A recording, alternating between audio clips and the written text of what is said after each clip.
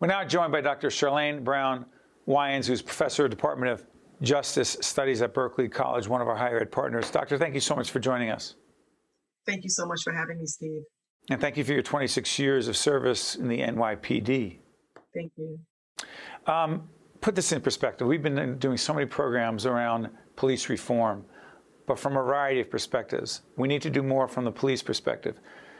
What would you say from your experience and your expertise academically and in the field, the current status, let me put it this way, is there a stigma of being a cop right now? I would definitely say that there is a stigma of being a police officer. When you are in law enforcement, that is something that officers do carry with them, but with the heightened events that have happened in the past few years, that stigma has been almost exacerbated a bit. I can also relate back to an incident that happened with myself and a colleague during the Sean Bell shooting, which was years ago. And I was on the phone with a colleague, and while we were talking, we were both getting ready to prepare to manage a protest. We were both executives in the police department. And he stopped and said, "Someone just looked at me and scowled at me, and I don't recall the last time I've been looked at that way before." So those are the type of reactions that officers every day are subjected to, because officers represent the law. So they become the object of the attention, and that adds to any stigma that officers already have. Doctor, how can we achieve a reasonable balance, a semblance of balance between police reform, which is long overdue, and supporting the men and women on the front lines in blue? Can we do that? And if so, how? Well, I certainly think it can be achieved, but it is not an overnight process. I think, first of all, both groups have to really remember that we are one and we need each other to work together. That being said, I think police departments need to look inward and work on culture shift and changing the culture to meet the new needs and demands of communities.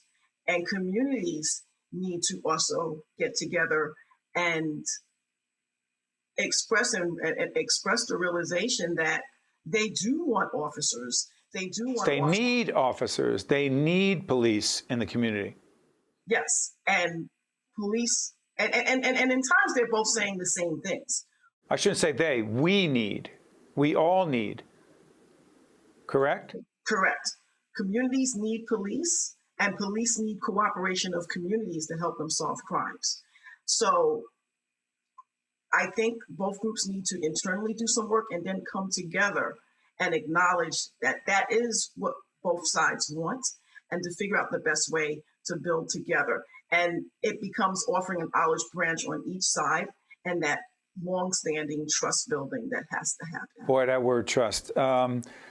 Let me ask you this. At Berkeley, what are you and your colleagues doing to confront these issues directly? So for myself and all my colleagues, and many of the professionals at Berkeley College have worked in law enforcement. So we bring the stories, we bring the realities to our students in the classroom, and we have those frank conversations head on with the students. From my personal experience, many of the students that are in our classrooms, they feel the stigma against the police and they express it, but they also realize that we need police, and some of them still want to become police officers. So what we make sure that we do is that we really try to hit hard on what those feelings are, address those concerns with the students as we're teaching them the substantive issues and laws and policies that they need to know to become to position themselves to become successful criminal justice professionals. But before I let you go, and before we end this program, Doctor, acting like this isn't real, acting like we can sweep it under the rug of the history, the horrific killing of George Floyd, and with those other officers standing there as Derek Chauvin did what he did, and we all saw it. We can't act like it didn't happen. We need to understand it, put it in perspective. Of course, that's not most cops. Of course, that's the exception. but we can't act like it didn't happen. A few seconds, go ahead. Correct. And it didn't happen. And everyone is going to walk around with that memory of what happened.